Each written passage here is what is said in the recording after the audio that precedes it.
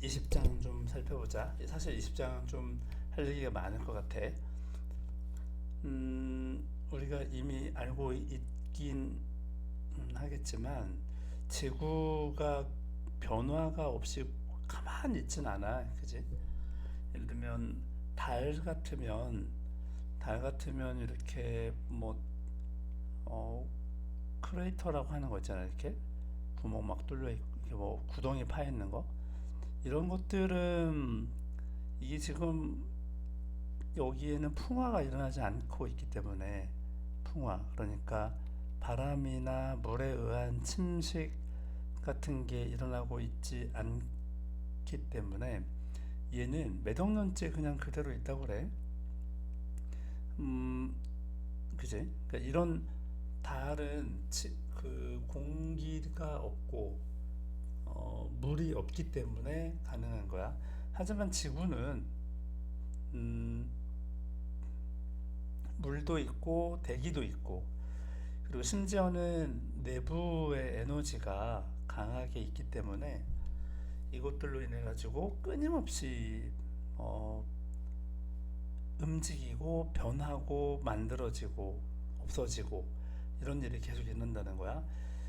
음, 이 아프리카판하고 뭐 그 아프리카 그러니까 뭐 옛날에 베게너 그 유명한 독일의 베게너라는 사람이 이제 아프리카 지도 뭐 이렇게 대충 이렇게 생겼잖아. 아유 너무하다. 이제 아프리카 지도가 아이고 아프리카 지도가 잘 모르겠지만 이렇게 아이 이건 더 심하다.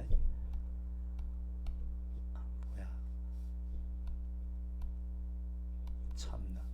아프리카 지도가 이렇게 생겼다고 해보자. 그러면 여기에 그 인도 대륙, 아시아 그 아니 유럽하고 이렇게 했더니 여기 모양이 여기가 왠지 딱 들어맞는 거 아닌가 이런 이제 생각을 했다고 그래. 그래가지고 야 여기서 이거 떨어져 나온 거 아닌가? 라고 처음 생각한 거. 이거를 뭐라고 하냐면 바로 판구조론이라고 하지. 대륙 이동설이라고 하는 거지.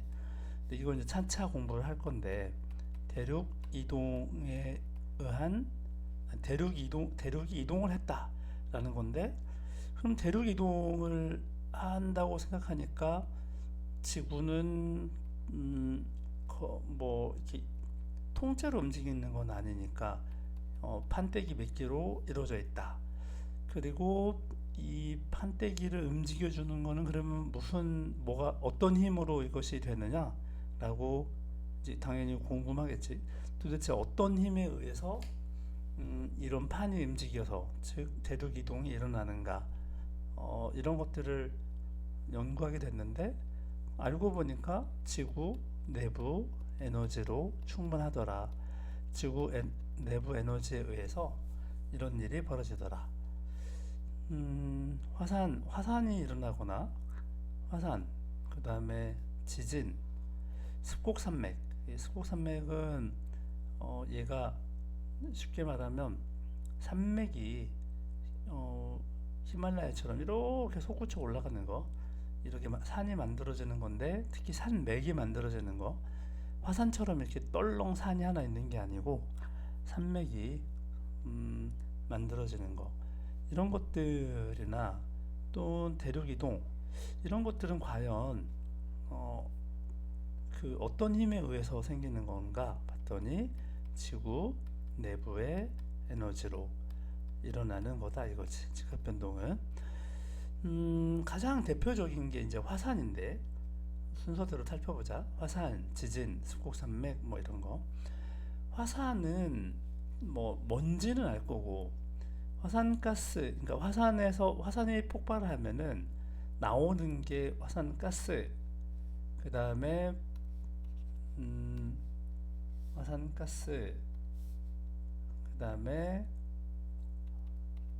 화산 쇠설물 그러니까 화산가스는 말 그대로 기체이잖아.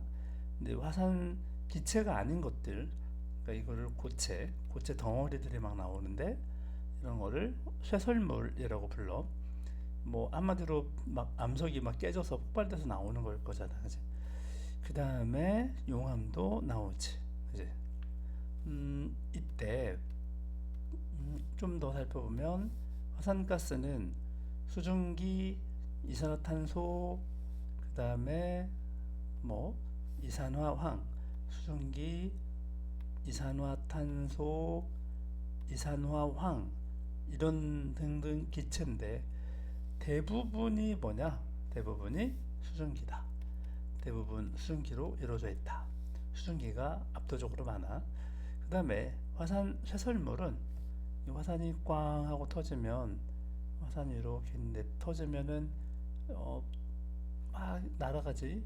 여기 날아가는 것 중에 이제 기체도 있지만 암석 돌덩이들도 막 이렇게 날아간단 말이야. 이렇게 퓨 날아가는 거지. 이렇게. 이런 거 뭐 재도 나오고, 그지? 멀리 무거울수록 가까이 가겠지. 이렇게 무거울수록 가까이 떨어지고 가벼울수록 멀리 떨어지고.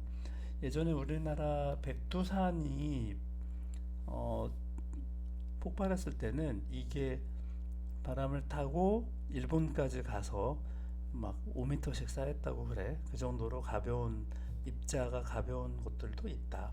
음. 자, 이런 거를 쇠설물이라고 한다. 참고로 이 여기 지금 막 이 쇠설물이 쌓여 있는데 쇠설물은 단단하게 굳은 게 아니잖아, 그지? 얘가 이제 가볍게 살짝 산 위에 덮여 있는 거잖아, 이렇게 덮여 있는 거야. 근데 만약에 비가 온다 그러면은 얘가 막 씻겨 내려가겠지. 엄청나게 빠른 속도로 씻겨 내려가. 이게 거의 막 시속 100km 정도로 달려.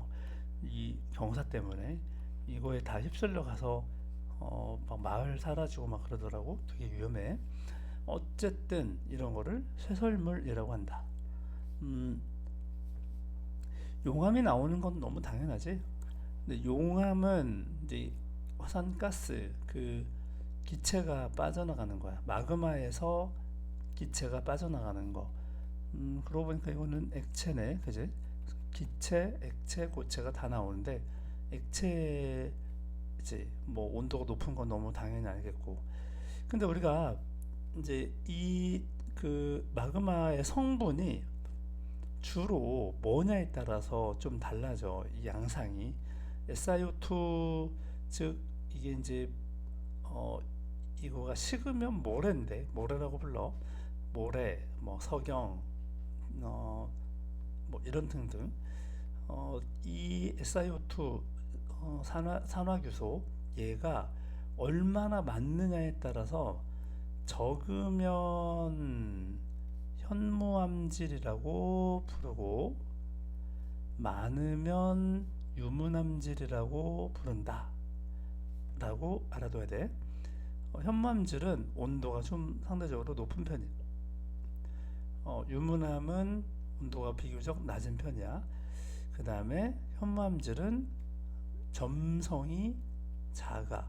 점성이 작다라는 얘기는 좀 점성이 뭐냐면 끈끈한 정도. 그러니까 이 우리가 물을 떨어뜨릴 때하고 꿀을 이렇게 떨어뜨릴 때하고 완전히 다른 거잖아, 그치? 그런 것처럼 이 점성이 강하면 잘 흐르질 않아, 그치? 그래서 이 현무암질 용암은 점성이 작기 때문에 어떻게 하냐면 이게 만약에 이 산에서 이렇게 나왔다 그러면 꿀렁꿀렁꿀렁 막 퍼져나가지. 그래서 이 퍼져나가가지고 뭐가 되냐면 다시 자리가 좀 없어서 다시 현무암질은 그러니까 현무암질은 만약에 여기서 마그마가 이렇게 해서 꿀렁꿀렁 나왔다 그러면 이 죽처럼 돼 있기 때문에 쭉 퍼져. 이렇게 퍼져가지고 멀리 가. 그러니까 이런 모양의 화산이 생겨. 근데 점성이 큰 유문암질은 점성이 크기 때문에 얘가 화산에서 얘가 폭발해서 나오면 이게 끈끈하니까 내려가다가 식어. 내려가다가 식는데 좀 빨리 천천히 못 내려 천천히 내려가니까 여기서 이렇게 식어버리는 거지. 이 현무암질은 가면서 점성이 약하니까 좀 멀리 가면서 식으면서 식는 동안에 멀리 간다는 뜻이야. 얘는 멀리 못 가면서 이렇게 식어. 여기 또 쌓이면 이렇게 또 쌓이고 식고 또 쌓이고 식고 분출해서 식고 분출해서 식고 그러다 보니까 얘가 어떻게 생겼냐면 점점 이렇게 뾰족하게 생기는 거지. 이런 형태를 뭐라고 부르냐면 얘는 엎어놓은 참 이게 참 어려워.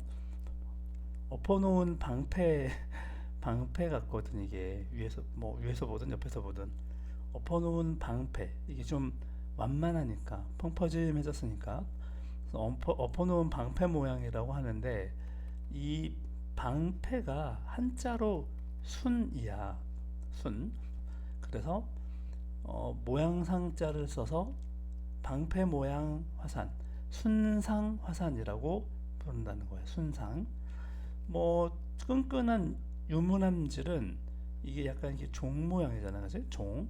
그래서 종 모양의 화산, 종상 화산이라고 불러주는 거지. 이름이 어렵지? 한자라서 그래 이게. 자, 이게 어디서 왔냐? 뭐 때문에 왔느냐? 바로 SiO2의 함량 때문에 온 거지.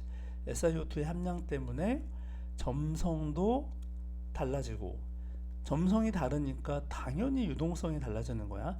유동성이 크다는 얘기는 잘 움직인다는 거야. 유동성이 작다는 거는 쉽게 못 움직인다는 거야. 끈끈하니까 꿀이 잘 안 움직이잖아, 그지? 화산체 경사가 그러다 보니까 만들어진 화산체가 완만하게 만들어지고 그래서 아까 본 것처럼 순상 화산이 만들어진다고 했지, 그지?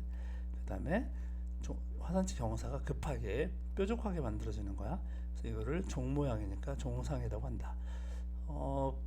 얘가 점성이 큰 놈들은 아니 점성이 작은 놈들은 분출할 때 조용히 그러니까 꿀렁꿀렁꿀렁꿀렁 이게 넘쳐나 그냥 꿀렁꿀렁 넘쳐나고 이런 화산인데 이 점성이 큰 유문암질 화산은 용암은 이 엄청나게 폭발적 우리가 화산이 폭발했다 그러면 유문암을 얘기하는 거지. 유문암질을 얘기하는 거지. 폭발해가지고 꽉 날아가는 거잖아. 이렇게 이런 것들은 유문암질 용암을 가지고 있어서 그렇다는 거야. 이거 되게 중요하다. 구별을 꼭 해야 돼. 지금 무엇보다도 강조하고 싶은 거는 SiO2 함량에 의해서 어떻게 된다. 현무암질이나 유문암질이냐를 구별한다. 점성이 온도는 SiO2가 적은 놈이 온도가 높아. SiO2가 적으면 높고 점성은 작고 유동성은 크고 그래서 순상 완만하게 만들어지고 조용하게 분출하는 특성이 있다라는 거야. 유문암질은 다 이거의 반대라고 생각하면 되는 거지, 그치? 자 이번에는 화산 활동이 뭐 어떤 영향을 미치냐? 당연히 첫 번째 대단히 중요한 거는 화산재가 햇빛을 가려. 얘가 그러니까 햇빛을 아까도 얘기했잖아. 우리나라 이렇게 있으면 여기 백두산이 이쯤 있잖아, 그지? 여기 일본이 이렇게 있고, 이제 그러면 이 백두산에서 화산이 폭발했다. 그러면 여기는 당연히 이 근처는 난리가 나지, 그지? 이 근처는 용암이 막 분출해 버렸으니까 난리 나지. 그다음에 화산 쇄설물도 막 떨어지니까 난리가 나지. 그런데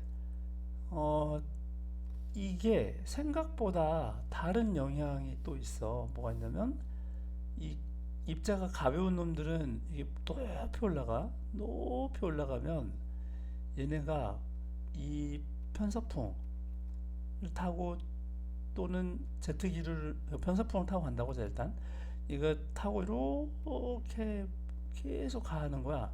점점점 가라앉으면서 그래가지고 무게 때문에 가라앉긴 해야 되는데 아주 천천히 가라앉아가지고 이게 일본 이 정도에 가면 많이 쌓였다는 거야. 이게 일본 서부 쪽에 가면 많이 쌓여 있다.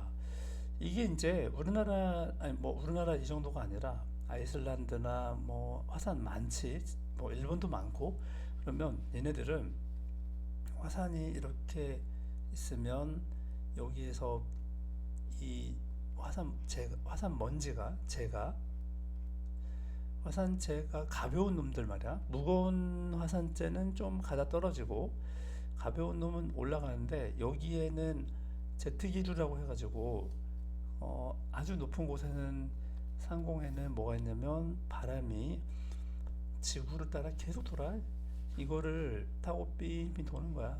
계속 돌아. 계속. 그러니까 지구 지구 전체적으로 여기가 화산이 막 터졌다 그러면 이게 계속 도는 거야. 이게 이 바람을 타고 그러면 떨어질 때까지 막 몇 년씩 걸린대 이게. 그러면 얘가 한 1년만 뭐 이렇게 돌고 있다고 해봐. 그러면 벌써 햇빛이 들어오려다가도 얘가 다 그늘을 만들어 버려가지고 햇빛이 도달하지 못하겠지. 그럼 여기 그림자가 생기네.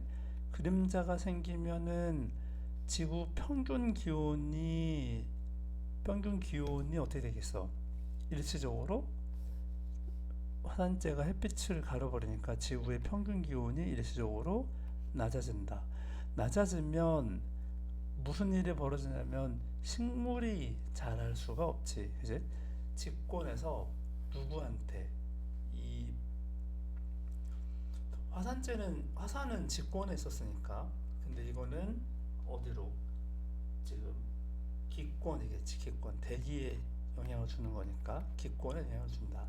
그 다음에 사실 이제 화산이 터지면은 그쪽으로는 항공기가 갈 수 없어. 왜냐면은 비행기의 제트 엔진 속으로 이 먼지가 들어가면 비행기에 위험하거든. 그래서 뭐 화산재가 고온 재도 있지만 뭐 조금 굵은 재가 있다 그러면 그런 거 들어가면은 바로 뭐 제트 엔진 폭파되고 그런 거 아주 심각한 위험이 생길 수 있기 때문에 화산재가 화산이 터졌다 그러면은 화산재가 흘러가는 방향으로는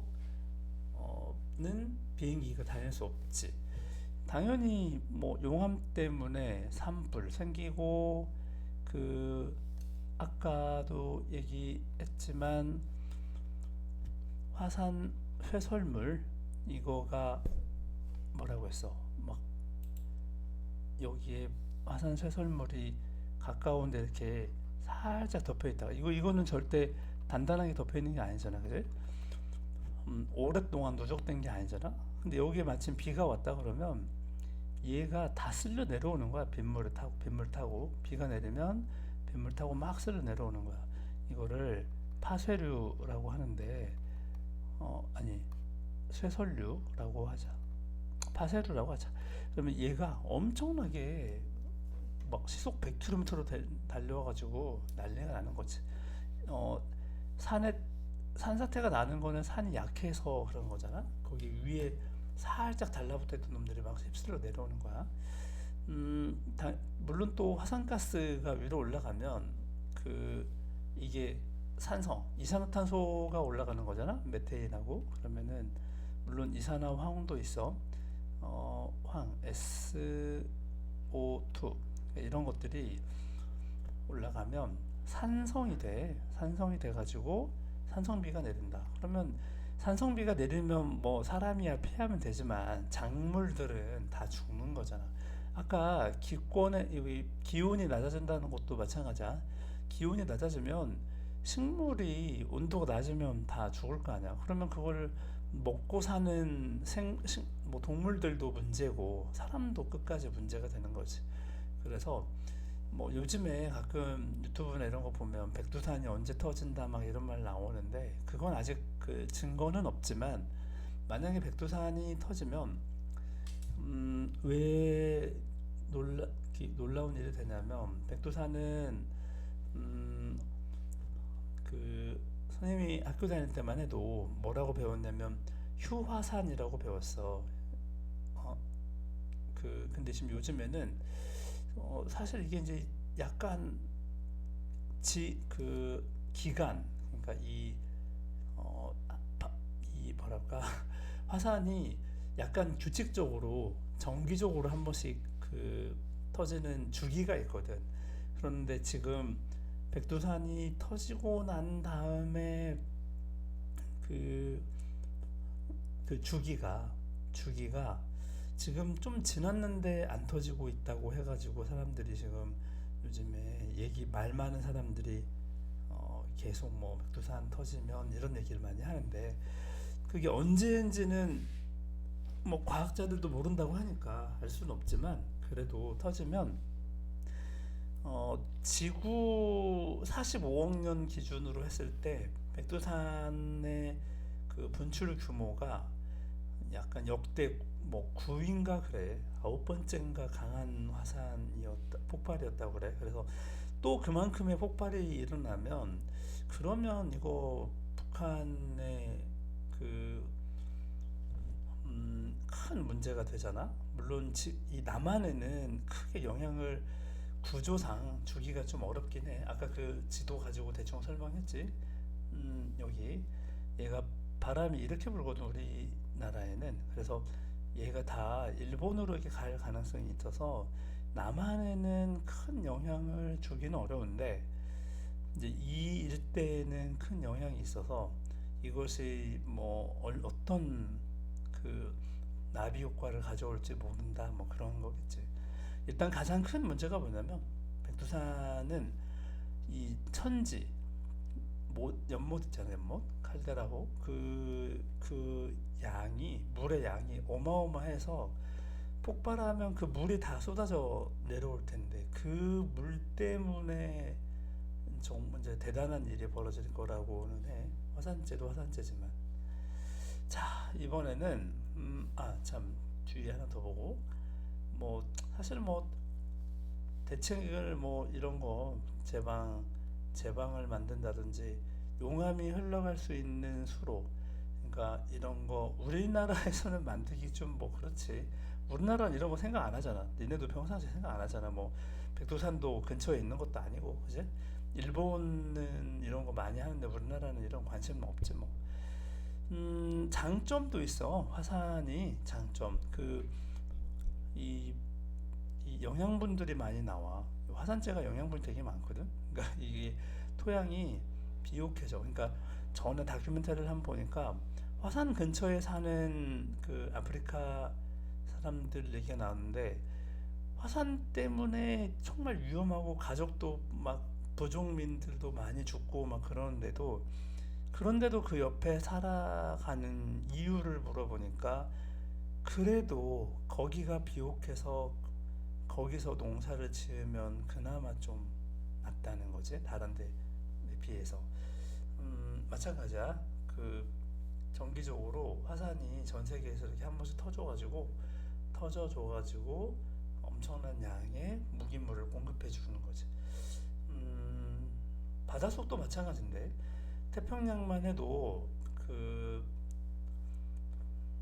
해저 화산이 한 10,000개 정도 있대. 만 개. 엄청나게 많지. 근데 걔네들이 한 번씩 이렇게 뽀글뽀글 해주면서 터져줘야 바닷속으로 에너지 공급되고, 바다 뭐 물고기들도 좀 뭐 먹을 수 있는 약간 미네랄이 막 나오는 거니까. 광물 자원은 당연히 있고, 그다음에 뭐 우리나라는 화산 가지고 관광 자원 하는 건 아니지. 일본은 좀 많이 되어 있지. 지열 발전도 하긴 하는데, 그러니까 뭐 일본은 이런 지열 발전이 잘 되어 있긴 하더라. 예전에 있을 때 보니까. 근데 우리나라는 뭐 이런 지대가 아니어서 많이는 없지. 하지만 지구 내부 에너지를 이제 지열 발전, 그러니까 화산이 없어도 깊이 들어가면 지열이 좀 크니까 우리나라도 지열 발전을 좀 하긴 하는데, 발전까지는 아니지만 지열을, 땅속 깊은 데 있는 열을 끌어올려 가지고 난방에 쓰려고 하는 것들, 시도들은 좀 있지. 하지만 우리나라는 아직 좀 먼 얘기긴 해. 자, 이번에는 지진을 한번 살펴보자. 지진은 지구 내부에 축적된 에너지. 이게 뭔 얘기냐? 얘가 기본적으로는 이게 이따가 다시 얘기했지만 대륙판이 있어. 이렇게 대륙판 판때기가. 근데 해양판이 좀 무거워. 해양판이 좀 무거우니까 해양판이 밑으로 이렇게 내려가. 대륙판 밑으로 내려가는 내려가. 이렇게 좀 약간씩 이렇게 흘러 내려가고 있어. 빨려 들어가고 있어. 근데 들어가는 게 이게 뭐 순순히 들어갈 일이 아니잖아. 이게 그치? 여기 엄청나게 마찰이 있을 테니까 그럼 얘가 들어가다가 음, 뭐 미끌미끌 쑥쑥 들어가는 게 아니니까 어떤 때는 여기서 막 밀고 들어가는데 여기서는 못 들어가니까 여기가 약간 휘어져서 있을 수도 있잖아요. 그지? 막 못 들어가니까 저항을 받아가지고 휘어 있다가 갑자기 어느 날 그 경계가 용수철이 딱 펼쳐지듯이 또는 고무줄이 끊어지듯이 팅 해가지고 얘가 탁 풀어지고 얘가 확 들어간다. 그러면 갑자기 여기서 충격이 확 나오는 거지. 그래서 이런 것들을 뭐라고 하냐면 일종의 꼭 이런 것만 아니야. 일종의 이런 것들로 인해서 지진이 생긴다는 거야. 지구 내부에 축적된 에너지라는 거는 저렇게 만들어진다. 땅이 흔들려지는 건데 이때 지구 왜 안 지워져? 에이, 이렇게밖에 안 되나? 왜 또 안 지워져 이거? 나 참.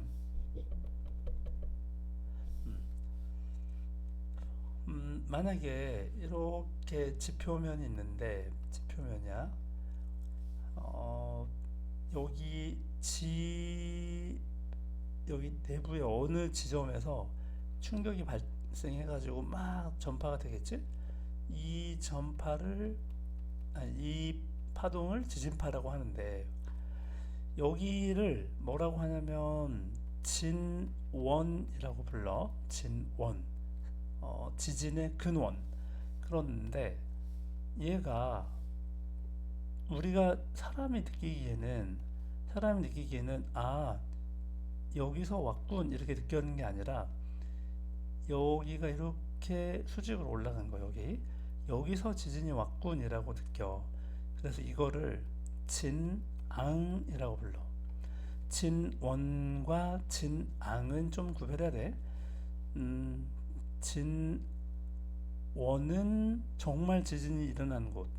그런데 우리가 느끼기에는 진앙에서 온다고 느껴져. 그래서 실제로는 이제 뭐 막 지진이 일어나면 막 파악을 하지. 그럴 때 이 진원이 어디고 진앙이 어딘가를 막 파악하려고 하지.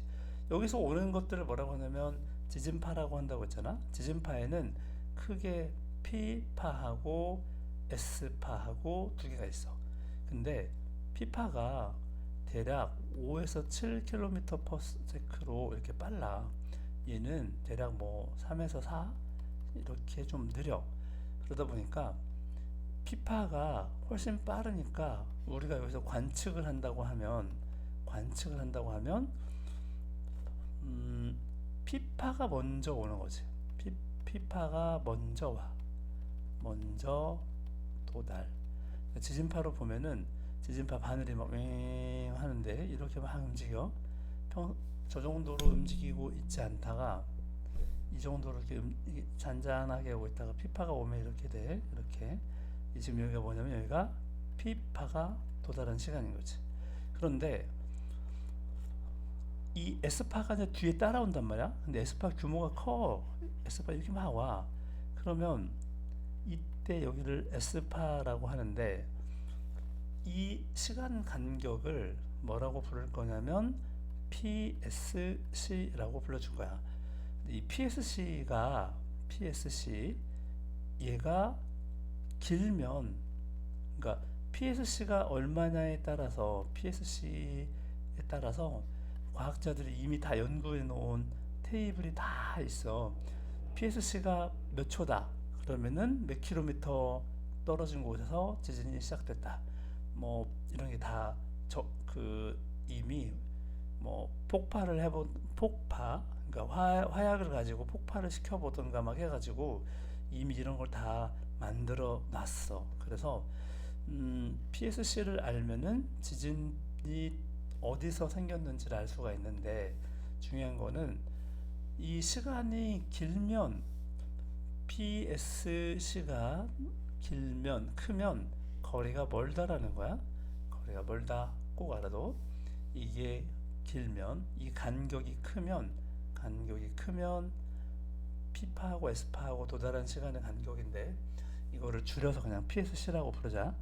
PSC가 길면 거리가 먼 거야. 음, 그리고 한 가지 좀 다른 중요한 개념이 있는데, 여기에 지진이 그 지진의 세기가 있어. 지진의 세기. 어, 이거를 규모라고 부를 거야. 지진의 세기. 지진의 세기는 뭐라고 하냐면 지진의 규모라고 불러줄 거야. 근데 지진에 피해가 있어. 그지? 피해 정도. 이거를 진도라고 불러줄 거야.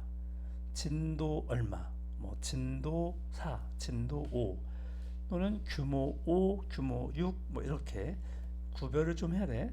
규모하고 진도하고는 다르다. 뭐가 다르냐? 금방 본 것처럼 사용하는 게 달라. 이거 왜 다르냐면, 아니, 어떨 때 쓰냐면, 지진의 규모는 그냥 세기, 에너지의 세기거든, 이게. 에너지의 세기, 에너지의 세기이기 때문에 이건 어디서 재든 사실 똑같다는 거야. 어디서 재든 지진의 지진의 규모는 같게 나타나. 그런데 피해 정도는 도시냐 아니면 뭐 어디 한적한 사람이 별로 없는 곳이냐 뭐 이런 것 따라서 다 다를 수 있잖아, 그지? 그래서 이 진도는, 피해 정도는 좀 다를 수 있다라는 거지. 이거를 구별해서 쓴다는 거야. 지진의 세기와 규모, 에너지의 크기가 세기다. 어, 로그라는 값으로 나타내는 게 있어. 자, 지진이 미치는 영향은, 일단 지진이 나면 가장 먼저 이제 바닷가에 있는 사람들은 이 쓰나미를 먼저 어, 그 뭐지? 쓰나미를 걱정하지. 그러니까 지진이 발생했다 그러면 쓰나미가 얼마나 발생할 것인가 안 할 것인가 이런 걸 먼저 따지는 거야. 사실은 지금 요즘에 문제가 심각한데, 지금 후쿠시마 원전 그 오염수를 갖다가 지금 방류한다고 지금 난리거든. 7월부터 뭐 방류한다 그러는데, 우리나라는 지금 직접적으로 피해를 엄청나게 앞으로 우리나라 바다에서 나는 그 뭐 생선이나 이런 것들도 못 먹을 가능성이 좀 커. 이 아주 위험해서 방사능 물을 그냥 바다에 배출하겠다라고 하는 거거든, 일본이. 이거를 우리나라 지금 막 결사 반대해도 모자를 판에 지금 전혀 지금 우호적으로 가고 있어. 그래서 무슨 심각한 일인데, 어쨌든 어, 후쿠시마 원전이 왜 문제가 됐냐면, 이 바로 그 후쿠시마 앞바다에서 지진이 일어났는데, 그 해일 때문에, 쓰나미 때문에 후쿠시마 원전이 이제 문제가 생긴 거였지. 폭발이 일어난 거였지. 큰 영향을 주지. 그 쓰나미 동영상을 한번 찾아서 보면, 여기 원전이가 아니더라도 동영상, 일본의 쓰나미 이것만 쳐봐도 장난이 아니지. 예전에 인도네시아의 반다 아체라고 하는 곳에도 쓰나미가 일어났었는데, 그때도 정말 장난 아니었거든. 자, 직권에서 이거는 수권에다가 영향을 주는 거겠다, 그지? 지진은 직권이잖아, 그지? 근데 이것이 쓰나미니까 수권에 영향을 주는 거지. 뭐 당연히 뭐 화재, 산사태, 흔들리는 거니까, 뭐 집안에 무슨 뭐 사용하고 있던 그 난로가 엎어진다든지 뭐 별게 다 있지. 정전, 얼마 전에 우리나라 산불이 강원도에 그 강릉이 아주 크게 났는데, 그것도 전부 나무가, 바람 때문에 나무가 쓰러지면서 그 주변에 있던 전봇대를 하나 이렇게 전선을 끄는 거야. 지금 현재는 그게 가장 의심되고 있다고 그래. 자, 뭐 이런 것들이 있는데, 내진 설계 적용을 해서 건물을 지어야 되는데 우리나라는 이게 10%도 안 되는 모양이야. 지금 그러니까 최근에야 좀씩 내진 설계를 의무화했는데, 예전에는 이런, 우리나라 뭐 지진 걱정이 별로 없었으니까 그래서 내진 설계를 뭐 의무적으로 하지 않았는데, 요즘에 이제 현대 와서는 좀 그런 거 하고 있는 것 같아. 그래서 좀 양이 뭐 적다. 일본은 좀 상대적으로 오래전부터 해가지고 많긴 해. 그래서 지진이 나도 옛날 집 아니면 별로 피해가 크게 없잖아, 그지? 음, 지진파를 이용해서 지하 자원 탐사하고, 지구 내부 구조가, 외핵과 내핵은 어, 같은, 지난 시간 했지, 같은 성분이지만 형태는, 상태는 다르구나. 외핵은 액체고 내핵은 고체라는 것도 어떻게 알아냈냐? 지진파를 가지고 알아낸 거지. 자, 이번에는 변동대라는 거는, 이게 이제 화산이 일어나는 지역, 화산이 자주 일어나는 지역을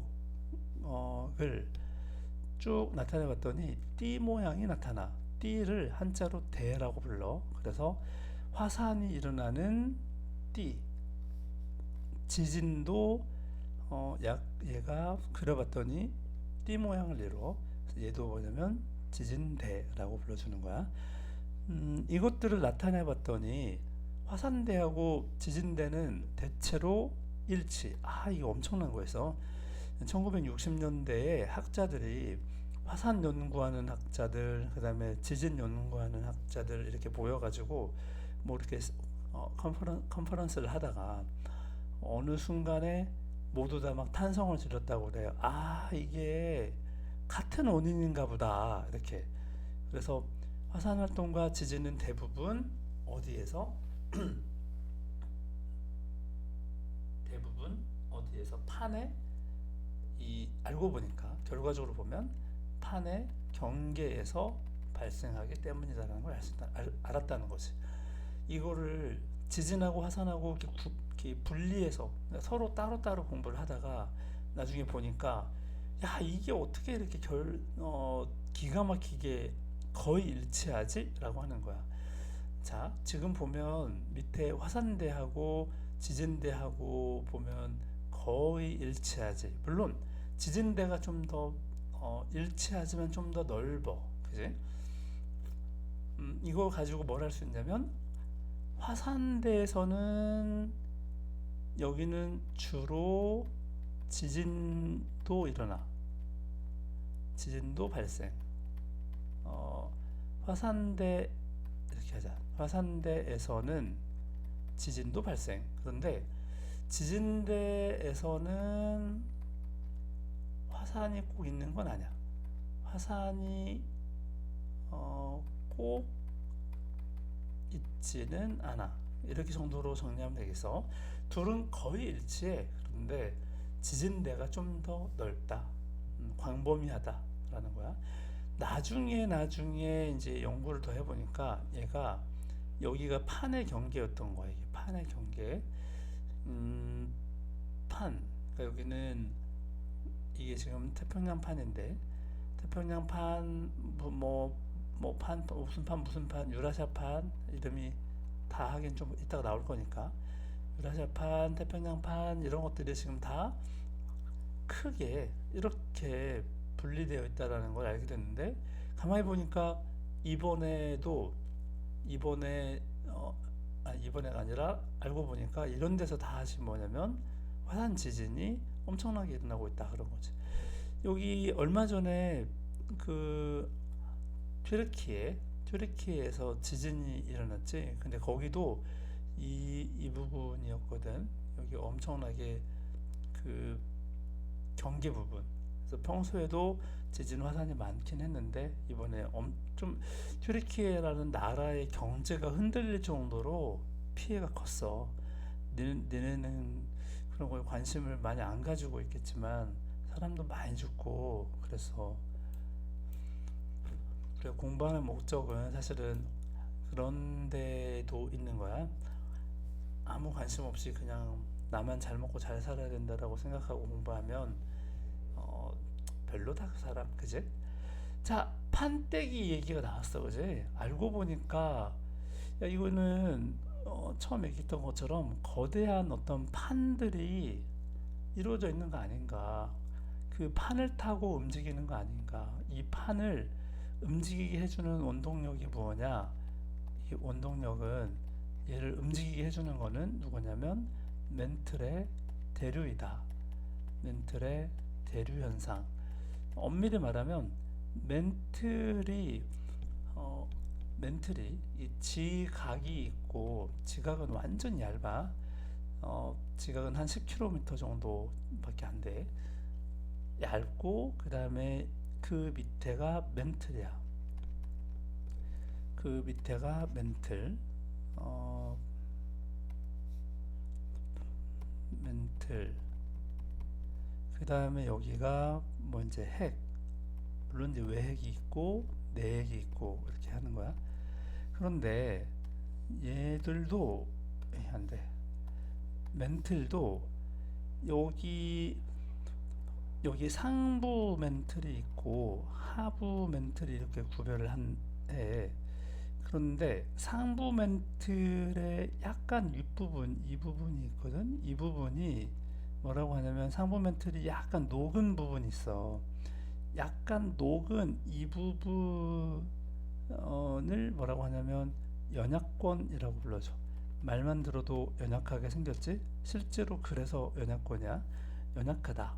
연약권은 음, 이게 그러니까 움직여. 되게 웃기지만 고체인데 고체야. 액체까지는 아니고 전에 얘기했지만 이런 걸 흐르는 고체라고 선생님이 표현한다고 했지? 흐르는 고체. 어, 그 유리 이런 것들은 알고 보면 고체로 보이지만 오래 놔두면 유리창을 이렇게 만들었는데도 오래 놔두면 시간이 많이 지나면 얘가 이렇게 된대. 이렇게 아래로 흘러내린 거야. 그러니까 흐르는 고체야 사실은 유리도. 그러니까 고체지만 흐를 수 있다라는 거야. 그러니까 연합권도 분명히 그렇다는 거야. 되게 좀 특이한데 고체야 이거. 액체 아니야. 고체인데 흐르는 고체다. 흐르는 고체. 그래서 여기 상부 멘틀에 이 상부 멘틀에 뭐랄까 여기 그림 여기 옆에 있네.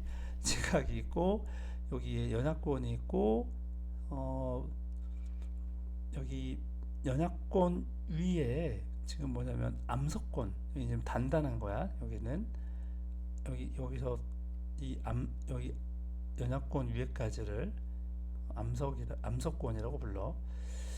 어, 멘틀은 여기 연합권 위에까지를 멘틀이라고 불러. 이 좀 구별이 좀 어려울 텐데 다시 한번 이제 공부해 보자. 기본적으로 암석권은 해양 지각과 대륙 지각으로 나누어져 있다.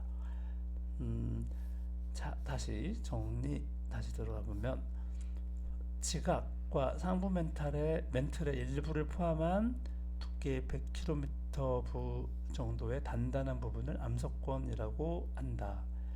암석권을 여러 조각으로 나누어서 뭐라고 하냐면 암석권 조각을 판이라고 불러준다는 거지. 이게 이제 쪼개져 있다는 거야. 쪼개져 있는데 그 암석권의 조각이 아까 그림 본 것처럼 쪼개져 있다는 거야. 이렇게 여기 지금 보는 것처럼 막 쪼개져 있다. 쪼개져 있는 것이 암석권이다. 그런데 이 특징이 있어. 특징이 뭐냐면 해양판하고 대륙판으로 나눌 만한 특징이 있다는 거야. 해양판은 현무암질 암석으로 이루어져 있어. 대륙판은 화강암질 암석으로 이루어져 있어. 이것만 가지고는 사실 좀 부족하니까 이를 하이라이트를 좀 해볼게. 해양판은 현무암질, 대륙판은 화강암질. 이것도 뭐 더 자세하게 얘기할 시간이 있으면 좋겠는데 일단 두께는 현무암질은 해양판은 얇고 그 다음에 대륙판은 두꺼워 상대적으로. 자, 이거에 대해서 좀 얘기해 볼게. 현무암질 암석은 현무암질 암석이 다시 마그마가 돼가지고 다시 만들어지는 게 화강암질이야. 그러니까 화강암질은 역사적으로 얘가 시간이 오래된 암석이야. 시간이 오래된 현무암질보다 나이가 더 훨씬 많은 암석이야.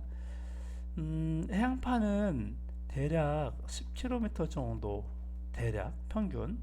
그런데 대륙판은 이거는 대략 뭐 50에서 200km 정도 된다고 생각하면 돼. 대륙지각은 해양판은 전체적으로 그냥 대략 10km 평균 정도 됐는데 대륙판은 이게 위로 높이 쌓여 있으면 밑으로도 많이 쌓여 있거든. 이렇게 그러면은 이 두께가 200km 정도까지도 될 수 있다는 얘기야. 해양판 여기 그냥 10km 정도 이렇게. 밀도는 해양판이 밀도가 작아. 아니, 뭔 소리야? 커. 순간 착각. 밀도가 상대적으로 크다. 이게 대략 3.0 정도. 대륙판은 상대적으로 작다. 2.7 정도인데.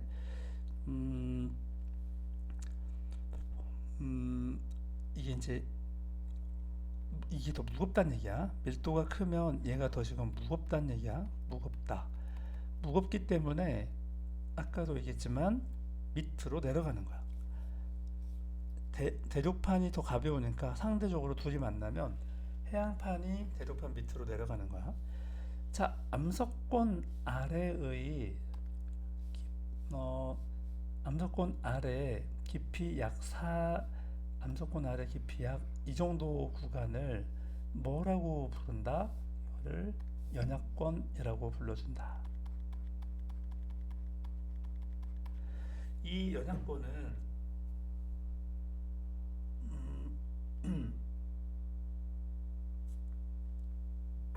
이 연약권은 아까부터 계속 얘기했지만 고체 상태야. 연약권은 고체 상태. 연약권은 고체 상태. 그렇지만 부분적으로 멘틀 물질이 부분적으로 용융되어 있어서 대류가 일어난다. 중요하지. 이 멘틀 대류에 의해서 뭐가 일어난다? 이 멘틀 대류에 의해서 바로 판이 이동한다라는 거야. 이동한다. 멘틀 대류가 바로 대륙 이동의 근본적인 원인이라는 거지. 근본적인 원인. 자, 그러면 이제 본격적으로 판 구조론을 얘기해 볼게. 판 구조론. 지구 표면은 여러 가지 판때기로 나눠져 있고 이 판이 이동하면서 경계 부분에서 이 판의 경계인데 주로 판 경계라고 하면은 가장 쉬운 게 뭐냐면 대륙판과 대륙판이 만날 수도 있고, 그지? 대륙판과 해양판이 만날 수도 있고, 그래. 그러면 대륙판과 대륙판이 만나면 둘이 누가 더 무거운 게 없잖아, 그지? 그러니까 얘는 둘이 만나면 판때기가 이렇게 가고 하면 둘이 이렇게 만나 솟구쳐버리는 이런 산맥이 만들어지는 거야. 근데 대륙판과 해양판이 만나면 대륙판이 있는데 해양판이 만나면은 해양판이 더 무거우니까 아래로 이렇게 내려가. 이해되지? 얘는 이래 가고 얘는 이래 가고. 이런 두 가지 큰 차이를 보여. 지구는 그래서 이런 이 경계 있잖아요. 그 경계 이런 경계 부분에서 뭐 주로 뭐가 되냐면 지진이나 화산 같은 음, 이런 지각 변동이 일어난다라는 거지. 지구 표면은 크게 10개 정도, 크게 지구 표면은 10개 정도의 크고 작은 판으로 이루어져 있다. 음, 판 이동의 경계는 아니 판 이동의 원동력은 뭐 아까 얘기했지만 멘틀의 대류야. 근데 엄밀히 말하면 상부 멘틀이 좀 녹아가지고 만들어지는 연약권이 대류한다고 봐야 되겠지, 그지? 음, 연약권이 대류한다는 건 무슨 말이냐면, 그러고 보니까 대류를 얘기 안 하고 막 하고 있었네. 대류는 따뜻한 건 위로 올라가고 차가운 거는 내려온다 이런 거야. 그러니까 우리가 방 안에 공기를 데우면 얘가 따뜻한 거는 공기 올라가고 데워져서 올라가고 식으면은 내려오고 식으면은 내려오고 이런 걸 대류라고 하는데, 멘틀도 이런 일이 벌어진다는 거지. 멘틀도 이렇게 녹아 있는 부분이 흐르는 고체라고 했잖아. 아주 천천히 그러니까 1년에 뭐 1cm 정도 어, 이 정도로 움직이는 애들도 있고, 뭐 많은 빠른 놈은 10cm도 움직인다는 거야. 어, 이 정도의 속도로 움직인다. 그러면은 그 위에 있는 판때기는 이 멘틀이 움직이니까 이 위에 있는 판때기는 어떻게 돼 있어? 덩달아서 이렇게 움직이겠지. 이렇게, 그치? 판의 속도는 좀 전에 얘기했다, 그치? 자, 이번에는 중요한 단어 나왔다. 뭐가 있냐면 발산형, 보존형, 그 다음에 수렴형 이렇게 경계로 나타낸다. 이게 각각 뭔지만 잘 이해하면 될 거야. 일단은 발산형은 아까 여기 위에서 살짝 봤는데, 발산형은 이 뭐냐면 둘이 여기 안 나오고 여기 있네. 얘가 지금 멘틀 대류가 이렇게 흐르면 그럼 얘가 판때기가 이쪽으로 멀어지겠지. 멘틀 대류를 따라서 멀어지는 거를 발산한다라고 말해. 그래서 얘를 이런 형태를 발산형이라고 불러. 멘틀 대류에 따라서 판이 멀어지는 거. 다시 한번 그려볼까? 여기 멘틀 대류가 이렇게 돌아, 이렇게. 물론 옆에서는 얘가 이렇게 같이 내려가겠지? 이렇게 돌고 돌아, 이렇게. 그러면 자, 이 위에 판때기가 한번 있다고 해보자. 판때기가 여기 판이 있고 여기 판이 있어. 그러면은 얘는 멘틀의 이동 방향에 따라서 얘는 이렇게 멀어지겠지, 그치? 그러면 이쪽에 있는 판때기는 어떻게 돼? 이 움직임에 따라 이렇게 가겠지? 그러면 뭘 할 수 있냐면 지금 차이가 느껴져? 얘는 아까도 봤지만 멀어지는 거를 발산형이라고 하는데, 이쪽에서는 얘는 지금 가까워지고 있는 거잖아. 여기를 뭐라고 하냐면 수렴형이라고 불러준다는 거야. 이런 경계를 발산형 경계와 수렴형 경계로 얘기한다는 거야. 그러니까 발산은 멀어지는 거지. 여기는 서로 판이 멀어지는 거지. 수렴형은 가까워지는 거다. 그치? 가까워지는 거다. 그러면 발산형과 수렴형은 어렵지 않게 이해할 수 있겠지. 그치? 자, 그러면 하나 남았네. 보존형이 뭐냐? 그치? 보존형은 이렇게 되는 이런 거하고 상관없이, 자, 이 판이 여기 있어. 이 판이 여기 이렇게 있다고 해봐. 그런데 얘가 좋아. 여기도 판이 이렇게 하나 있어. 판이 이렇게 있으면 판이 어떻게 할까? 이 흐름을 이렇게 해보자. 얘는 여기가 지금 뭐냐면 발산형이야. 그러니까 발산형이면 멀어지는 거죠. 이렇게 멀어지는 거 이해되지? 멀어지는 거. 그러면 여기 얘는 얘도 이렇게 해볼까?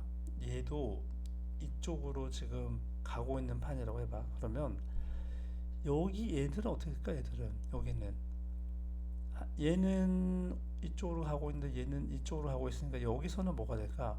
수렴하거나 발산하거나는 아닌데 어떻게 돼? 마찰이 엄청나게 일어나겠지? 그지? 이런 거를 뭐라고 하냐면 보존형 경계라고 불러.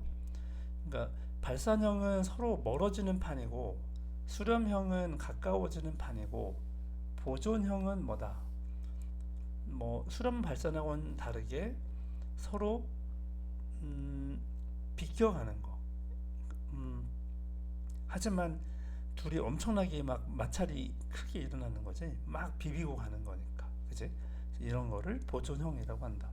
지금 크게 10개 판이 있는데 여기 이거 보고 이게 뭔 뜻인지 이해할 수 있어야 돼.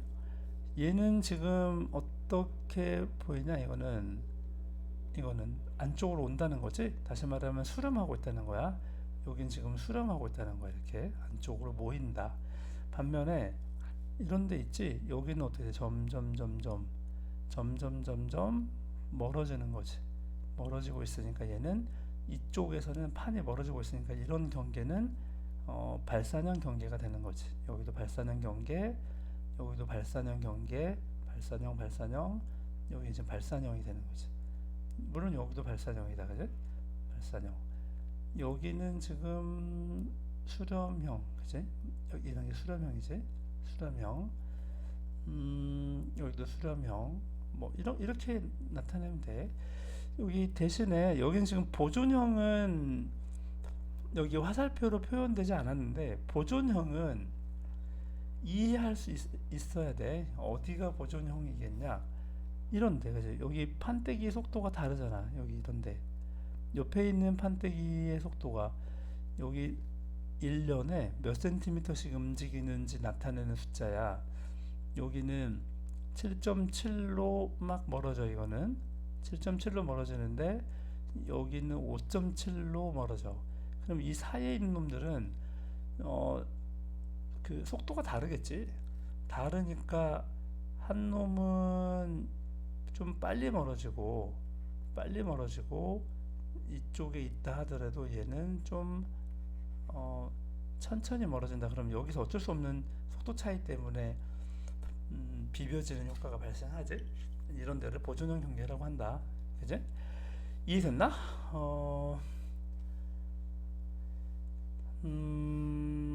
자, 뭐라고 할까? 이제 할 수 있는 얘기는 다 했는데 더 이상 얘기하면 말이 많이 길어질 테니까 참아야겠어. 더 하고 싶은 말은 많지만. 자, 이번에 문제 한번 볼까? 이 화산 활동과 관련된 여러 가지 현상들을 나타낸 것이다. 이 화산체, 지금 화산체 이거는 화산재 가는 용암이 나 다는 지열 발전. 가에는 무기물이 풍부하다. 오, 맞다. 토양이 좀 안 화산이 위험하긴 하지만 좋은 점이 이거야. 가는 이 화산재는 항공기 운항에 방해가 될 수 있어. 심각해. 이때는 비행기가 다 결항이 돼서 못 떠가지고 그 뭐지? 뭐 피해가 엄청 나겠지. 뭐 못 가는 사람도 있고. 우리는 비만 와도 바람만 많이 불어도 비행기가 못 뜨는데 화산까지 그러면 그지? 가가 다량으로 분출돼요. 기권에 가가 화산재가 다량으로 분출되면 기권에 영향을 줄 수도 있겠지. 왜냐면 그 안에 계속 타고 다니니까 그지?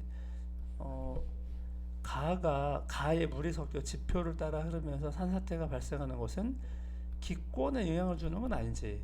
저런 거를 화산 쇠설류라고도 부르고 파쇄류라고도 하는데 일단 저거는 기권에 영향을 미치는 예는 아니지. 그지?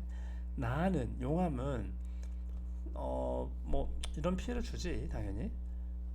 다는 태양 에너지를 이용해서가 아니잖아. 지열을 이용하는 거잖아. 바보가 아닌 이상 맞을 수 있지. 그치? 자, 이번에도 뒤에 문제를 다 이제 이거는 수업 시간에 더 풀어볼게. 이거는 사실 좀 더 음,